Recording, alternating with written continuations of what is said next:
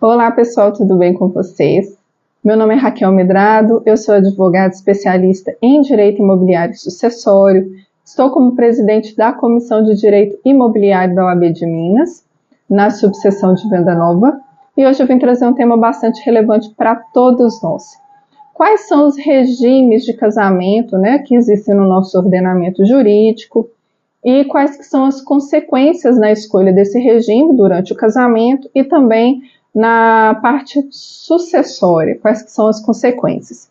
Inicialmente, a gente tem aí para falar que são 5 os regimes, 4 são opcionais, a gente pode escolher e um é obrigatório. Quando você preenche ali determinados requisitos, a lei te impõe que você só se case dentro daquele regime.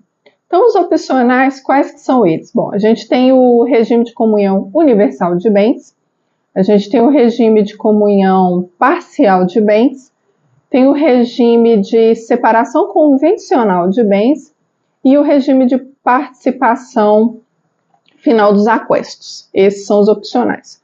O regime obrigatório é o regime de separação obrigatória, o próprio nome já indica. Então, para iniciar aí, vamos começar a falar do que foi utilizado bastante aí, que é o regime de comunhão universal.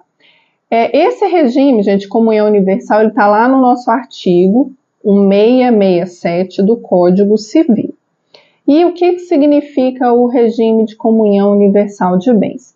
Esse regime é aquele que tudo que você adquire antes do casamento e depois do casamento se comunica, tá? Os bens, eles passam a ser do casal.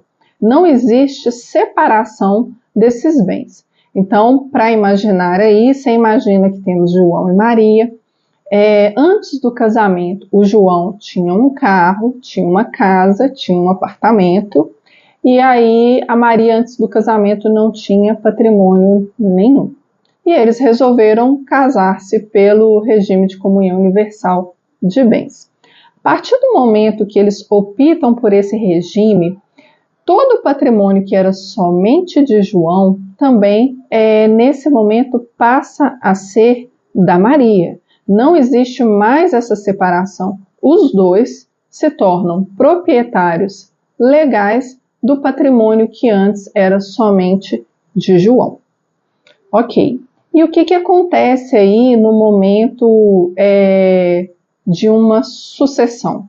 Então, para explicar e ficar mais fácil aí, eu vou tratar desses casos, sempre trazendo aí exemplos, que eu acho que fica mais fácil para a gente entender. Vamos imaginar o seguinte: o João e a Maria se casaram pelo regime de comunhão universal de bens. Antes do casamento, o João tinha um apartamento. Durante o casamento, o João e a Maria fizeram aquisição de uma casa. E aí eles tiveram 2 filhos. E aí o João falece. Como que fica a divisão desses bens? Bom, a divisão desses bens vai ocorrer da seguinte forma: a gente vai somar todos os bens que foram adquiridos antes da união, e após a união, após o casamento. Soma todos esses bens e divide. 50% de todo esse patrimônio vai ser da Maria, que é a meieira, ela tem 50% desse patrimônio. Os outros 50% do patrimônio, que é a casa que foi constituída dentro do casamento e do apartamento, serão divididos entre os 2 filhos, formando que aqui o patrimônio, nesse momento, era um dos 2, tá? Embora tenha sido, o apartamento tenha sido adquirido antes do casamento. Aí, a gente vai falar agora sobre o regime de comunhão convencional de bens. Esse regime de comunhão convencional de bens, ele está lá no nosso artigo 1687 do Código Civil, e ele é justamente o oposto do regime de comunhão universal, porque aqui nada se comunica, nem os bens que são adquiridos antes do casamento e nem os bens adquiridos durante o casamento. Tá? Então, cada parte é dono e vai cuidar do seu patrimônio de forma particular. Então vamos imaginar aí novamente que a gente tem o João e a Maria. Antes do casamento, o João tinha uma casa, a Maria não tinha patrimônio nenhum. Durante o casamento, o João comprou mais uma casa e a Maria comprou um carro, tá? Nesse momento, nenhum deles vão controlar e vão ter disposição sobre o patrimônio um do outro, tá? A Maria, ela vai ter somente o carro e o João é dono daquele patrimônio que ele adquiriu, casa e apartamento, antes e durante o relacionamento ali, a constância conjugal do casamento. No caso de uma sucessão, como que fica a divisão desses bens? Então, vamos tratar aqui novamente de um exemplo do João, a Maria e os dois filhos. Imagina o seguinte, o João, antes do casamento, ele tinha lá o apartamento. Na constância do casamento aqui agora, os dois resolveram comprar uma casa. Então, eles fizeram aquisição juntos, uma aquisição onerosa, pagaram em conjunto as prestações dessa casa e se tornaram proprietários, quitaram o apartamento. E aí tem dois filhos e o João falece. Como é que fica a divisão desse patrimônio aí? Nesse caso, a divisão ela vai ocorrer da seguinte forma. Em relação à casa que foi adquirida na constância do casamento, 50% dessa casa ela vai ficar para Maria, porque ela pagou por esse imóvel. Então, 50% já era dela. Os outros 50% vão ser divididos entre ela, Maria, e os seus dois filhos, como herdeiros. Então, os outros 50% da casa que foi adquirido na constância do casamento divide entre os três. E referente ao apartamento que foi adquirido somente pelo Pedro. Bom, referente a esse apartamento que foi adquirido somente pelo Pedro, a Maria e os dois filhos dela serão herdeiros. É muito comum as pessoas acharem, né, que quando elas optam pelo casamento de separação convencional, que a pessoa, quando falece, aquele nubente que fica vivo não herdará nenhum patrimônio, o que não é verdade, né? Então, se ele deixou algum patrimônio, esse patrimônio vai ser dividido entre a esposa ou o esposo e vai ser dividido também aí entre os herdeiros. Passando um pouquinho adiante, nós vamos tratar aí da questão relacionada ao regime de comunhão parcial de bens. Esse está lá no artigo 658. É um regime intermediário, né, entre o regime de comunhão universal e entre o regime de comunhão convencional. Como que funciona esse regime? Tudo aquilo que você faz aquisição antes do casamento é somente seu. E se comunicam os bens adquiridos onerosamente durante o casamento. Então, vamos imaginar que João e Maria foram se casar pelo regime de comunhão parcial de bens, e aí o João já tinha um apartamento. Na constância do casamento, eles adquiriram uma casa. Portanto, na constância do casamento, esse bem, casa, terá direito em 50% cada um, Maria e João. Sobre o apartamento que foi adquirido antes do casamento, a Maria ela não vai ter direito nenhum sobre esse bem, tá? E como é que fica aí a questão da sucessão? Vamos imaginar o seguinte, antes do casamento, João já tinha um apartamento, na constância do casamento adquiriram uma casa e tem os dois filhos. João faleceu. Como é que fica a divisão da casa que foi adquirida na constância do casamento? Nesse caso, a Maria ela é meieira. Ela vai ter 50% desse imóvel. Os outros 50% dessa casa que foi adquirido na constância do casamento serão deixados para os dois filhos, vão ser divididos para os dois. Referente ao apartamento que foi adquirido antes do casamento, tanto Maria quanto os 2 filhos serão herdeiros. Então, esse bem vai ser dividido em 3 partes iguais. Uma observação importante aí para falar sobre esse regime é que aquilo que é adquirido aí na constância do casamento, gente, são as coisas ditas onerosas, que teve um esforço aí financeiro. Então, as doações, as heranças, não são comunicáveis, elas não dividem aí entre os dois, né? Então, se a Maria receber durante o casamento dela com o João um carro, porque o pai doou para ela esse carro ele não se comunica na relação ali do casamento com o Pedro, né? É um adendo aí importante, só para esclarecer, né? A gente vai lembrando aí das situações. Bom, agora a gente vai falar sobre o regime de participação final dos aquestos. Esse regime, ele não é muito utilizado aqui no Brasil e ele é um regime híbrido, ele adota questões que são relacionadas ao regime de comunhão parcial de bens e do regime de separação convencional de bens. Então, como que ele funciona?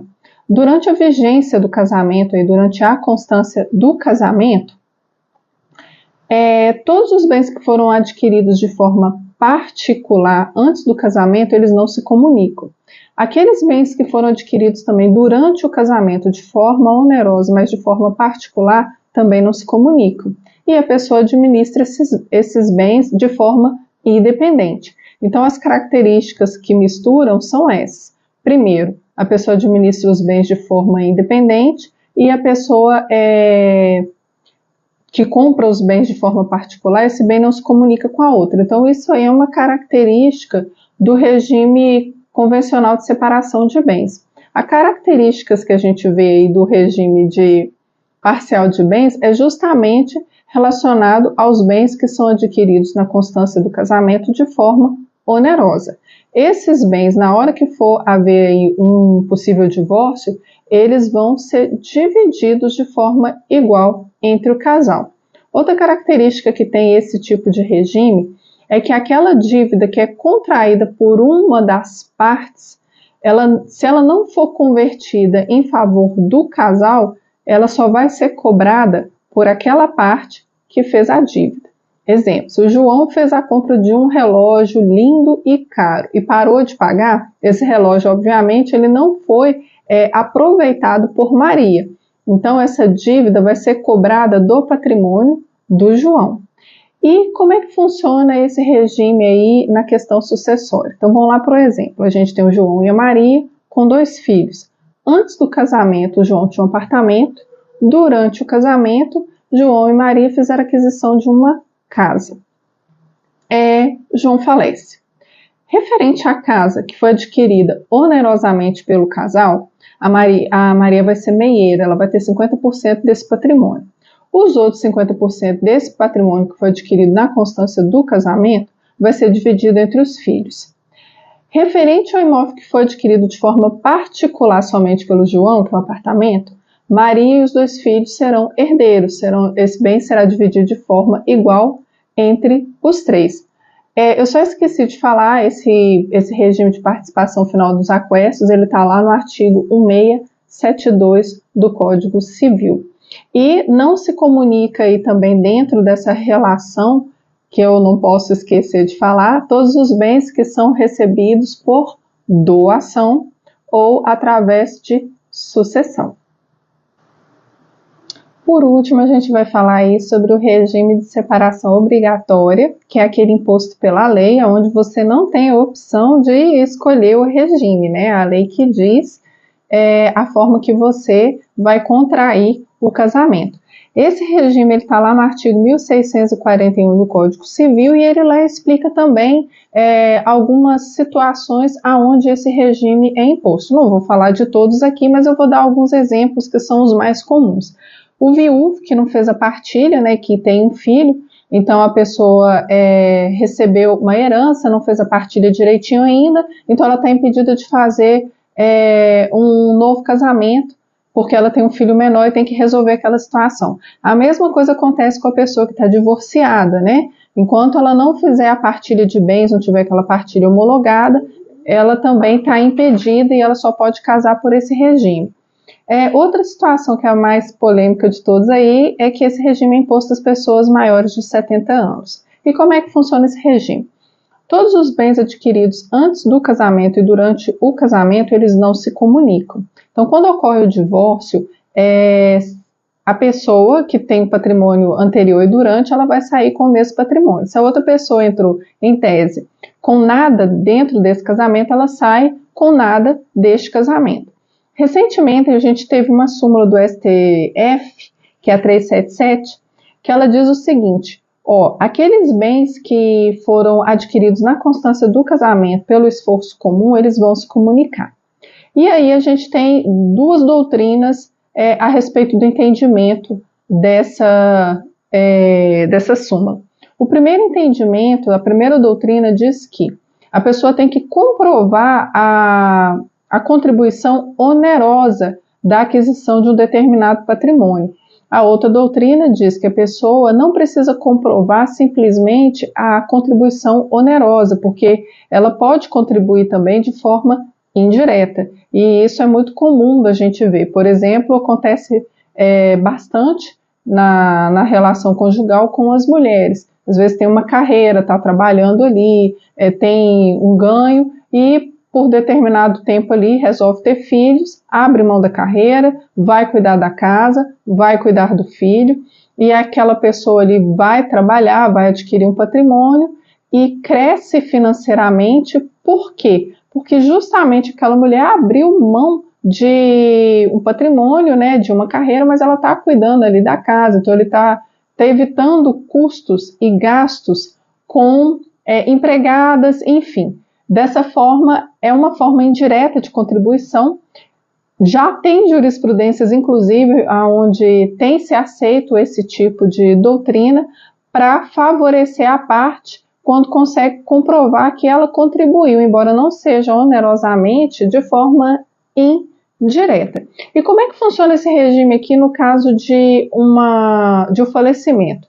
Então, nesse caso aqui, você tem o João e a Maria, né? E vamos supor que ele tem patrimônios que foi adquirido antes do casamento, um apartamento. Durante o casamento, ele fez a aquisição de um apartamento também. Só por ele, não houve nenhum tipo de contribuição da Maria, nem direta nem indireta, e aí ele falece. Nesse caso, a Maria ela não herda nenhum tipo de patrimônio, tá? Ela não herda nada. É diferente da separação convencional de bens, onde antes do casamento e durante o casamento, tudo aquilo que é adquirido não se comunica, né? A pessoa lá no regime de separação convencional de bens, aquilo que ela traz antes do casamento é dela, aquilo que ela compra com dinheiro próprio durante o casamento é dela, mas no caso de ocorrer o falecimento, essa pessoa ela tem direito à herança. Aqui no regime de separação obrigatório de bens, ela não herda. Então essa é uma das principais diferenças.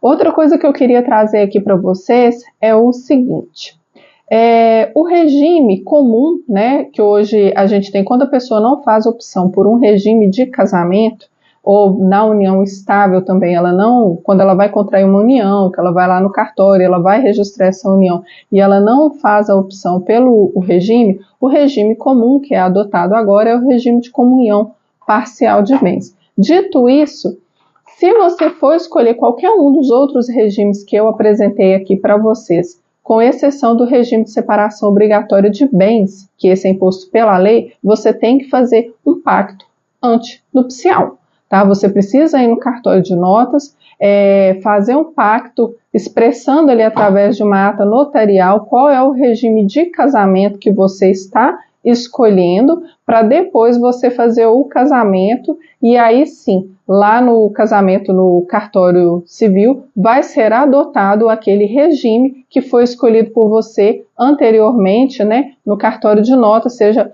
para fazer o casamento ou seja também para fazer a união estável. Gente, resumindo, são essas as questões que eu queria trazer assim, de forma bem simplificada, não ficar falando muito aqui de artigo de lei, só mensurar como que funcionam as questões. E aí, antecipadamente, eu recebi alguns questionamentos, algumas perguntinhas aqui, e aí eu vou fazer, vou dar uma lidinha aqui para poder responder essas perguntas aqui para vocês. E aí, futuramente, se tiver alguma dúvida ou de alguma coisa que eu não respondi, que vocês colocam aqui no comentário, que a gente vai procurar responder, deixa aí o e-mail, enfim, a gente dá um jeitinho e responde. Então, eu estou só abrindo aqui, é porque eu estou abrindo aqui no computador. Espera aí. É o seguinte, vamos lá. Ah, tá. Me perguntaram justamente que eu tinha acabado de falar, o que é o pacto antinupcial. Então, gente, o pacto antinupcial é aquele contrato que você faz, é um contrato solene, formal, ele deve ser feito no cartório de notas, vai ser registrado no cartório de notas, e ele é utilizado toda vez que você escolhe um regime que é diferente do regime de comunhão parcial de bens. Quando você vai fazer o casamento mesmo pelo regime de comunhão parcial de bens, aí você não precisa escolher. Mas se você vai fazer a escolha de algum dos outros regimes, então para ser adotado esse regime que você está escolhendo, aí você precisa ir lá no cartório de notas para fazer esse pacto. Tá. O pacto antinupcial precisa ser feito por escritura pública? Sim. O pacto nupcial ele precisa ser feito por escritura pública e não pode ser feito aí um contrato particular. Inclusive, lá no artigo 1653 do Código Civil, ele diz o seguinte, acho que eu tenho até a resposta aqui para vocês, ó, lá no parágrafo único. O pacto antinupcial ele deve ser feito através de escritura pública e é nulo o pacto antinupcial se não for feito por escritura pública e é ineficaz se não seguir ao casamento. Então, se você faz o pacto antinupcial, porque depois é que você vai fazer o casamento lá no cartório, você faz ele lá no cartório de notas, mas aí por algum motivo você não realiza o casamento no cartório de registro civil, esse pacto torna-se nulo, ele não tem efeito nenhum, né? Afinal de contas, a efetividade dele só acontece a partir do momento que você, de fato, faz o casamento. Então, é isso. Mais uma perguntinha aqui. Ah, tá. Essa é interessante. Qual cartório que a gente faz o registro do pacto antinupcial? Bom, é o seguinte. A gente faz o registro do pacto antinupcial lá no cartório de notas. Aí você faz o casamento ali onde vai ser adotado aquele regime que você escolheu anteriormente e depois você vai pegar esse pacto antinupcial e registrar no cartório de imóveis da circunscrição aonde você reside, ou seja, naquela região ali aonde você reside tem um cartório de imóveis que cuida ali de todos os imóveis e ali você vai fazer esse registro, ainda que você não tenha nenhum imóvel comprado ou tenha aquisição de nenhum imóvel daquele cartório, você vai registrar. Isso é para dar efetividade do seu contrato para qualquer terceiro, né, para as pessoas terem conhecimento do casamento. Ok. Deixa eu ver se tem mais alguma pergunta.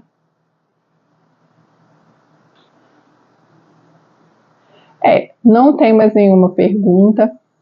Gente, eu queria agradecer, né, a oportunidade de estar aqui, conversando, né, explicando um pouquinho para vocês aí sobre o regime de casamento, sobre as consequências sucessórias. Então, eu queria fazer um agradecimento especial aqui pelo convite da subseção de Venda Nova, na pessoa aí do nosso presidente, o Dr. Warley Belo, juntamente com a delegada de assistência, né, lá da Caixa de Assistência dos Advogados de Minas Gerais, a doutora Rafaela Bueno, e queria muito agradecer estar participando aqui desse evento, dessa palestra aqui das Mulheres em Foco 2023. Espero que o conteúdo seja útil para todos. Até uma próxima oportunidade. Tchau!